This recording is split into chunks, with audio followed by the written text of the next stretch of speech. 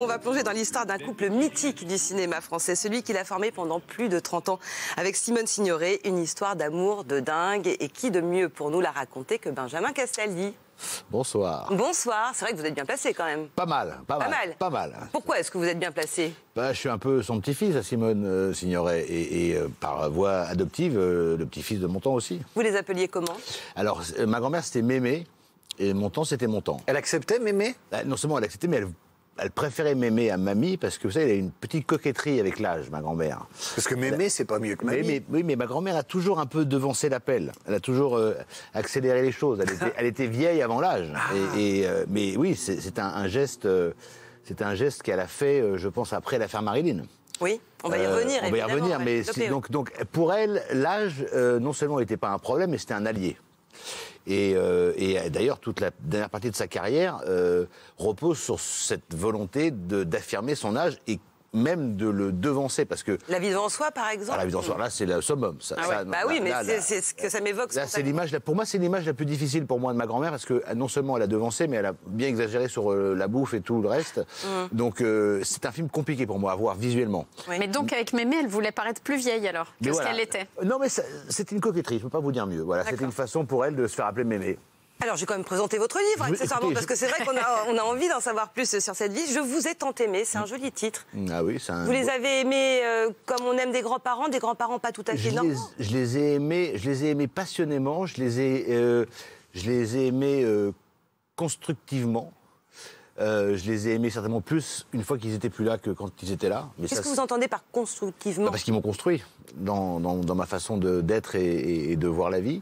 Et surtout, je pense que je les ai plus aimés une fois qu'ils n'étaient pas là. Ça, c'est un défaut qu'on a tous, c'est qu'on ne profite pas assez des gens quand ils sont vivants et quand ils sont morts, c'est trop tard. C'est un vieux regret qu'on a tous, enfin en tout cas, je pense beaucoup de personnes. Moi, je suis passé à côté d'eux quand j'étais petit. Montand un peu moins, parce que Montand, il est mort, j'avais 21 ans. Donc j'ai eu le temps d'avoir une relation très, très proche et pour le coup très constructive avec lui entre 18 et 21 ans. Ma grand-mère, non, je suis passé complètement... Vous aviez 15 ans quand... J'avais 15 ans. Elle est morte le 30 septembre 85. Et pourtant, il y a un passage dans le livre où... Alors, est-ce que c'est une conversation inventée ou une vraie conversation où ils vous disent il faut bosser à l'école? Moi, Simone, elle était bonne à l'école. Moi, j'étais pas bon. J'ai dû travailler à 12 ans. Il y a une reconstitution. En fait, il y a plusieurs dialogues dans le livre. Il y a les premiers dialogues qui sont... historiquement juste, c'est-à-dire la rencontre, c'est vraiment, on a reconstitué ce qu'ils se sont vraiment dit. Le dîner avec Khrouchtchev, c'est aussi, alors là pour le coup c'est très très historique, c'est vraiment les phrases qui se sont prononcées. Tout ce qui est dialogue a posteriori avec mes grands-parents, avec mes parents et toute la fin du livre, où en fait je fais un peu un bilan de ma vie, de ce que j'ai fait, tout ça c'est totalement inventé. Mais Montand et ma grand-mère étaient très à cheval sur le travail et sur l'importance de... Pas tellement de bien travailler à l'école, mais de se construire, de lire, de se cultiver, de s'intéresser aux autres, de réfléchir. Et je crois que ce qui manque un peu aujourd'hui, et c'est pour ça que j'étais content de les remettre un peu au goût du jour, et c'est que par rapport à tous ces engagements qu'il y a aujourd'hui, j'ai l'impression que c'est pas construit. C'est 3 lignes dans un tweet, souvent mal écrit avec des fautes d'orthographe. Et ça, voilà. Alors qu'à leur époque, à eux... C'était la valeur travail. Non, mais il y avait une construction dans la réflexion et même dans l'engagement. Ça allait au-delà d'un tweet merdique. Vous en parlez très bien. Vous dites, par exemple, à propos d'Yves Montand, vous dites qu'il cherchait toujours à apprendre. Il faisait des étirements à la barre en collant et chansons de danse répéto. Vous imaginez, Montand à la barre avec ses répétos. Il mettait des post-it partout. Pour les verbes irréguliers, parce qu'il En anglais, évidemment, parce qu'il a tourné en Angleterre. En Amérique. Oui, pardon, en Amérique. Et il vous a donné comme ça un modèle de travail. Vous êtes un gros travailleur. Moi, je suis un énorme bosseur, ouais. On dirait pas comme ça, mais si, je suis un énorme travailleur. J'ai toujours beaucoup travaillé. D'abord parce que, sincèrement, dans nos métiers à nous, c'est 20% de talent et 80% de travail. Et que si on ne travaille pas, on ne... il me manque 20%. Non, mais moi, je sais que quand j'ai commencé ce métier, quand j'étais sur Europe, que j'avais des grosses interviews avec des gens qui étaient des gens prestigieux, quand vous recevez François Giroud, si vous n'avez pas un peu potassé le dossier de la dame, vous passez très vite pour la dame risque risque d'être un petit peu agressive. Donc j'ai toujours beaucoup travaillé, mais sur les émissions de télé aussi. Moi, j'ai jamais fait une émission de télé en arrivant les mains dans les poches, par exemple. J'étais dans dans une logique, je préparais les émissions, je lisais mes textes, mes fiches. Je peux pas y aller. Parce que parfois, effectivement, on a tendance à penser que présenter une émission, on arrive, on dit bonjour, et en fait, il y a peut-être un peu de... Non. Alors, il y a quelques grands génies, mais dont je ne fais pas partie. 2021, c'est le 100e anniversaire de leur naissance. Oui. Et vous dites que vous avez eu besoin de les faire entrer dans le 21e siècle. Parce que c'est vrai qu'ils sont restés un peu coincés au 20e. Je voulais les ramener. Je trouve qu'ils sont restés tankés, pour reprendre une expression que j'aime bien, tankés dans le 20e siècle. Alors Montand, il passe un peu parce qu'il a La Folie des Grandeurs, parce qu'il a Manon des Sourds, parce qu'il a Jean de Fleurette, il a 2-3 films comme ça qui continuent qui sont régulièrement rediffusés. Voilà, sur des grandes chaînes, sur des grandes chaînes nationales. C'est souvent sur TF1, etc. Ma grand-mère, si vous réfléchissez bien, et on en parlait avant de commencer l'émission, ma grand-mère, malheureusement, ses films sont pas des gros cartons, c'est pas des blockbusters. Elle n'a pas de grands films qui ont fait des dizaines de millions d'entrées, par exemple. Son plus gros succès, ça doit être Police Python 357. Mais Casque d'Or.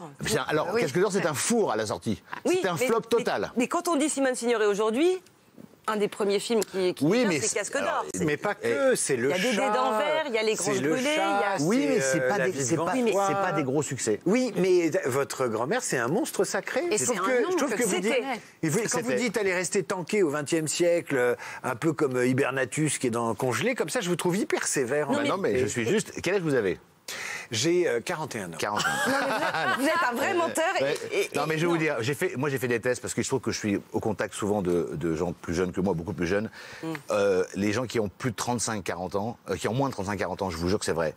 9 sur 10, Simone Signoret, ils savent pas du tout qui c'est. Oui, mais si vous leur demandez où est Limoges, ils savent pas du tout. Oui, non, mais bon, ma grand-mère n'a rien d'une porcelaine. Non, mais c'est terrible. C'est terrible. Alors après, on est peut-être responsable, peut-être qu'on n'a pas fait ce qu'il fallait pour les garder avec nous, peut-être qu'on les a pas assez amenés avec nous, et peut-être qu'on leur a pas assez rendu hommage. C'est vrai que c'est pas un truc qu'on fait beaucoup dans la famille, parce qu'il y a toujours eu cette phrase que disait Montand, et qui était, il faut pas sacraliser. Donc à force de pas sacraliser, on finit par oublier. Vous dites que vous n'avez peut-être pas suffisamment entretenu le patrimoine, comme par exemple fait Charlotte Burkin avec son père Serge Gainsbourg. Elle entretient cette Alors après, il y a aussi un truc qui est malheureusement la réalité artistique, c'est que Gainsbourg, c'est un auteur, compositeur, interprète. Claude François, il est auteur, compositeur, interprète pour beaucoup de ses chansons. Vous verrez que Johnny, même s'il est très très très connu, avec Johnny, ça va être compliqué de le maintenir avec nous parce qu'il n'est qu'interprète. Montand, ses chansons, aujourd'hui, on les écoute très peu. Plus du tout. Non. On va en écouter une. Oui, faites-vous plaisir. Celle que vous voulez. Faites-vous plaisir. Faites-vous plaisir.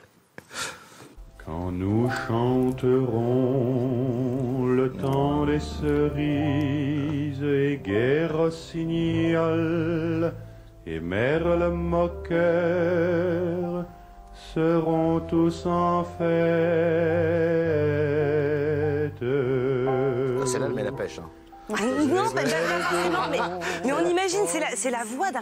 Alors, c'est la voix de votre grand. Montand, il avait une qualité vocale incroyable, c'est que Montand, il chantait sur 3 octaves. Il y a très peu de chanteurs qui sont sur. Moi, je crois qu'il y a Céline Dion qui fait ça très bien, mais lui, il chantait divinement bien. Moi, je l'ai vu chanter sur scène en 81 et en 74 quand il a fait le gala pour le Chili. Je pense ne pas avoir eu beaucoup de coups de poing dans le plexus comme ça quand il balançait sa voix, quand il chantait Serreur de Broadway, par exemple. Vous le prenez en plein plexus, les feuilles mortes, on pleure. À Paris, toute la fin, c'est une envolée lyrique incroyable. Mais malheureusement, en vous parlant de tout ça, je sais que les gens qui nous regardent, les plus jeunes, n'ont pas souvent entendu un titre de Montand. Et ça, on doit être un peu responsable dans la famille de ne pas avoir réussi, ne serait-ce que monter un tribute. Je suis sûr qu'il y a des tas de jeunes aujourd'hui chanteurs qui seraient très heureux de chanter du Montand. Et alors ça, c'est un projet que vous aurez. Il faudrait que je m'en occupe, mais malheureusement, chanter du Montand, ça ne veut pas dire grand-chose, parce que Montand n'est pas auteur de ces chansons. Oui, c'est un interprète. Alors, il y a 2-3 chansons qu'il a fini par s'approprier, par finir par digérer. Voilà, je pense que Les Feuilles Mortes, par quelqu'un d'autre, c'est compliqué. Voilà. Ça, c'est compliqué, peut-être. Par Jospin. Bien chanté. Vous avez des idées par Jospin. Non, mais il a raison. C'est voilà. À bicyclette aussi, c'est compliqué de refaire à sa place. Ouais. Le chant des partisans. Par Bernard Hinault, c'est très bon. C'est pas mal. Mais Et pourtant, elles sont tout de suite identifiables avec la voix de La Vincent. bicyclette, je crois qu'il y a une pub qui l'a reprise. Est-ce que c'est une question de culture générale aussi? Quelqu'un qui voudrait entrer dans le 21e siècle a une bonne culture générale, il a quand même en tête les grandes dates du siècle précédent, les grands films. Oui, mais pas. Il faut un accompagnement familial. Qui connaît Jeanne Moreau connaît Simone Signoret. Jeanne Moreau fait un test. Jeanne Moreau, les jeunes n'y connaissent pas. Je pense que ça va être compliqué. Mais Jeanne Moreau, si, parce qu'elle a fait Nikita. Elle a fait Nikita qui l'a un peu ramené. Mais Jeanne Moreau, les films de Jeanne Moreau, excusez-moi, les jeunes de moins de 30 ans. Bon, revenons-en à cette histoire d'amour sublime quand même, et c'est le début d'ailleurs, c'est le début de votre livre. Extérieur jour, Saint-Paul-de-Vence, auberge de la Colombe d'Or, Patio, 19 août 1949, 20h. Ouais. Donc vous le plantez comme dans un décor de cinéma. C'est une scène de film, absolument. Voilà, avec un dialogue. Oui, mais totalement historique et juste. Donc, c'est-à-dire que vous avez mené un travail d'historien. Alors, on a fait un travail avec Frédéric Massot, avec qui on a écrit le livre, on a fait un vrai travail universitaire, on a vraiment croisé un maximum d'écrits, de documentaires. Ma grand-mère, en fait, je ne savais pas, mais elle a fait un nombre d'interviews télévisuelles, mais je crois qu'elle en a fait, je ne sais pas, des centaines. Et elle n'était pas avare dans le détail, ma grand-mère. D'abord, elle a fait une biographie très bien, La nostalgie n'est plus ce qu'elle était, qui est déjà une Bible en elle-même, mais qui est son regard à elle. Et Montand, il a fait son livre, c'est son regard à lui. Et moi, je voulais avoir... Je pense que le couple, maintenant, n'est plus dissociable. Puis votre grand-mère, elle savait parler. Et elle savait parler. Elle savait parler presque mieux que Montand. Elle était, à mon avis, plus fine et plus aiguisée de mon point de vue. Alors ça, moi, je me suis beaucoup battu et je me battrai encore beaucoup pour revenir sur cette légende urbaine qui tente à dire que Montand était le cerveau du couple. Non, justement, n'était pas le cerveau du couple, mais en gros le prolo du couple. C'est pas ce que j'ai dit. Non, mais c'est un peu ce qu'il se dit. Il avait des post-it avec des verbes et que ma grand-mère était le cerveau. Je pense que, contrairement à et c'est ce qu'on apprend un peu dans le livre, et je suis assez fier de ça, l'échange entre l'un et l'autre est aussi important pour l'un comme pour l'autre. Ma grand-mère, venant de Neuilly-sur-Seine, petite bourgeoise, alors pas forcément blindée, mais avec assez confortable.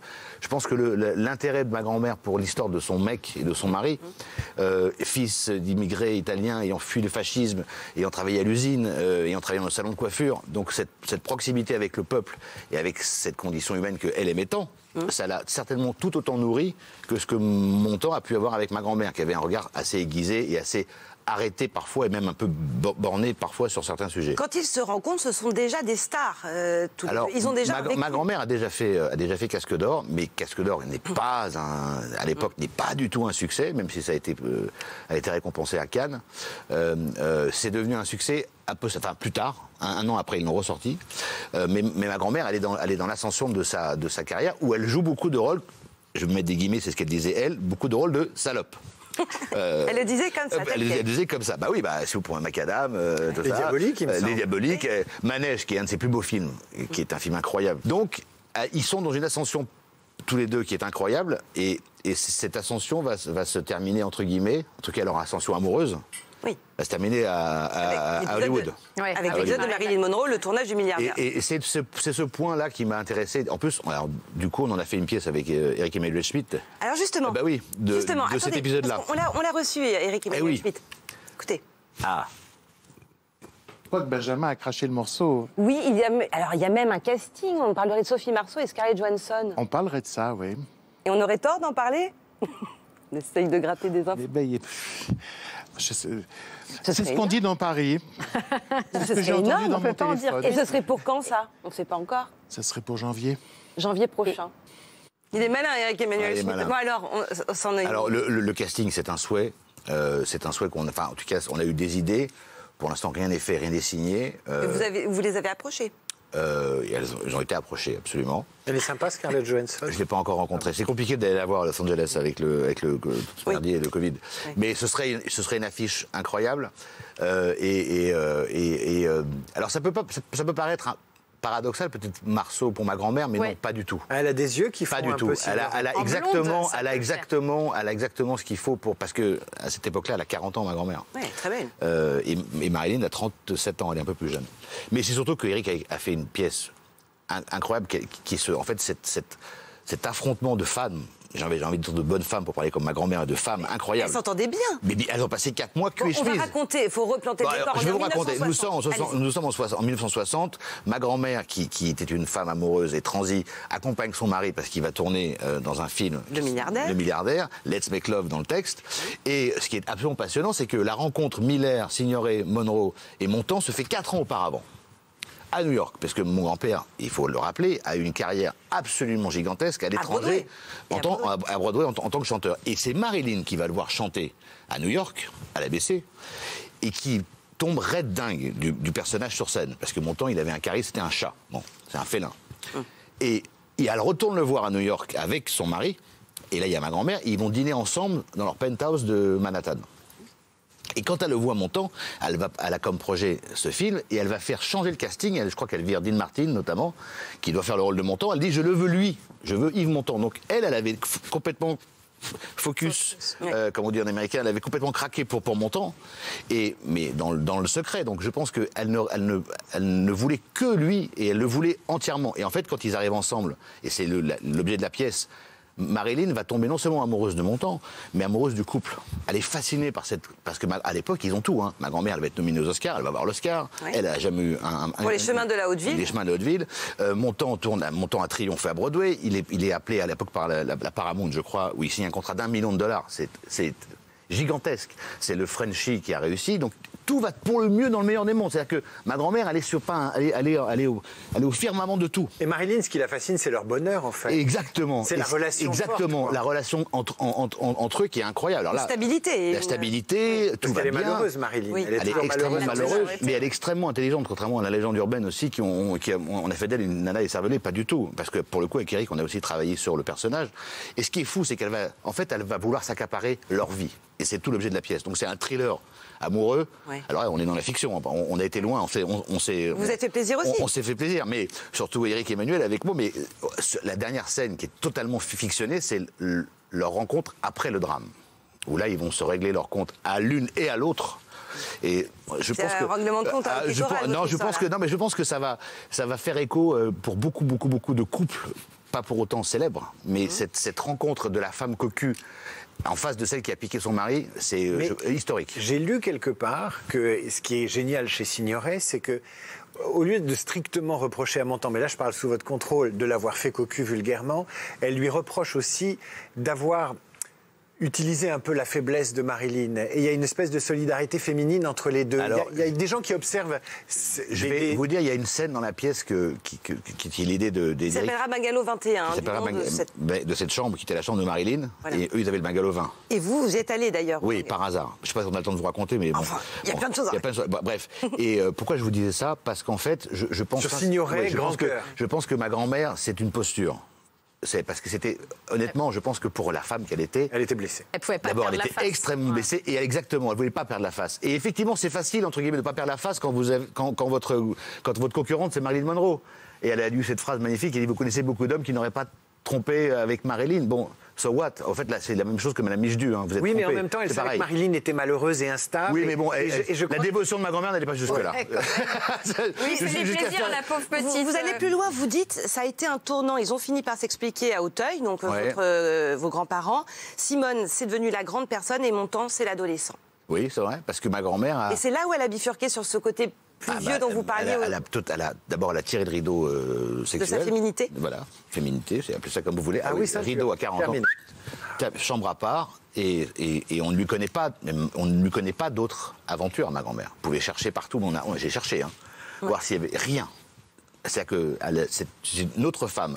Et je pense que cette autre femme, c'est ce qui fait qu'elle a une deuxième partie de carrière aussi incroyable. Parce qu'effectivement, c'est ce drame, je pense, l'a nourrie.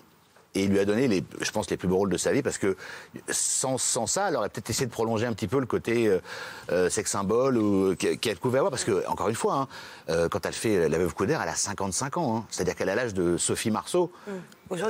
Aujourd'hui, c'est un gap énorme. Bon, ce qui est aussi le cas de beaucoup de femmes du XXe siècle. Oui, mais il y a plein d'actrices. Non, mais on ne va pas les citer pour pas les blesser, mais vous avez beaucoup d'actrices qui, quand même, ont quand même recours très régulièrement au bistouri. Des actrices qui, à 60 ans, jouent des rôles de femmes de 40, sans problème. Voilà. Et là, ma grand-mère n'a jamais fait ça. Mais je vous dis encore une fois, elle a fait plus que ça. Elle est allée à l'opposé de tout ça. Et on sent vraiment que c'est une femme, et je pense qu'elle a dit à son homme, elle a dit, bah, on s'est aimé passionnément d'une certaine façon, mais maintenant je vais te prouver qu'on peut s'aimer tout autant, mais très différemment. Et pour moi, c'est une histoire d'amour hors norme pour ça. Benjamin, vous croyez pas quand vous disiez elle est très 20e siècle, elle franchira pas le 21e, elle sera quand même dans les cinémathèques, qu'un jour à la cinémathèque il y aura une rétrospective si elle n'a pas déjà eu la phase parce que depuis le temps que je la demande. Oui, à la cinémathèque française, il y aura une rétrospective Simone Signoret. En plus, les femmes sont de plus en plus à l'honneur et on essaiera de rattraper l'affaire. Oui, mais sauf que regardez aujourd'hui, j'aimerais entendre des jeunes actrices ou surtout en ce moment. Peut-être la citer en référence. Et il y avait d'ailleurs le magazine Elle, il y a 20 ans de ça, avait fait une campagne de pub avec marqué « Et tant pis pour ceux qui ne croient pas aux femmes ». Et il y avait cette photo, je crois, de ma grand-mère avec une clope. Très belle. Plus. Ouais. Et c'était génial. Mais voilà, je pense qu'elle mériterait d'être plus souvent citée en référence. Est-ce que vous, quand vous étiez petit, que vous les voyiez, ces deux-là, vous sentiez leur amour? Qu'est-ce qu'ils dégageaient tous les deux? Alors, moi, encore une fois, parce qu'il faisait des chambres à part, parce que mon temps était là et n'était pas là, parce qu'il arrivait après tout le monde et repartait avant tout le monde. Mon temps, c'est un électron libre. Hein. Il y avait de la tendresse entre eux? Sur la fin, ils sont redevenus très tendres. Mais pendant très longtemps, c'était deux personnages. On n'avait pas l'impression de voir un couple. Et avec vous, la tendresse, est-ce que vous avez sauté sur les genoux d'Yves Montand, de Simone Signoret? Est-ce qu'il y a eu des câlins? Non, mais nous, avec ma grand-mère, on s'embrassait sur la bouche parce qu'on est slave. On vient de Pologne. À la russe, quoi. À la russe. Ouais. Donc c'était assez charnel. Et puis vous fouillez, moi j'ai lu dans le bouquin, vous fouillez dans les affaires de Montand pour lui piquer le colt qu'il a dans le film. Le Magnum 357, oui. Ouais. C'est-à-dire que vous osiez fouiller dans les affaires de Montand? Ah ben non seulement je fouillais, mais je lui piquais du fric aussi. Ah oui. Ça, vous le dites aussi vous le dites très bien. Oui, bien sûr. Avec un... écoutez, qui n'a pas fait ça, il avait, voilà, mais alors, l'avantage, c'est que Montand, il avait toujours beaucoup de billets dans la poche, et c'était des Pascal. Les gens qui nous regardent, parce que c'était 500 balles, hein, c'était 100 euros quand même. Un peu. Mais vous dites, mes grands-parents m'ont construit, et vous leur piquiez des billets de 500 balles. Mais on se construit bien des fois sur le vol. Ah oui? Mais il y a une histoire où on vous a accusé d'un vol que vous n'aviez pas fait. Ah, ça, c'est une autre histoire. Ça, c'est le traumatisme de ma vie, ça. Ouais. C'est ce qui m'a persécuté toute ma vie entière, dont je me remettrai jamais. J'ai beau essayer d'aller voir un psy, j'ai pas réussi. Qu'est-ce qui vous persécutera toute votre vie? J'ai pas entendu, je suis sourd. J'ai été accusé, mon autre grand-mère, ouais.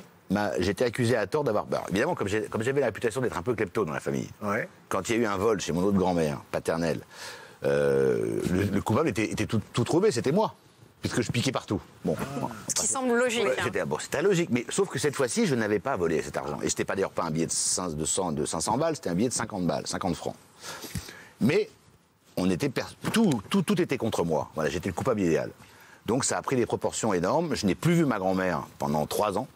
Donc il n'y a pas eu de pardon. Elle m'a considéré comme... Je suis passé du stade de petit-fils adoré, j'étais son seul petit-fils, à paria de la famille.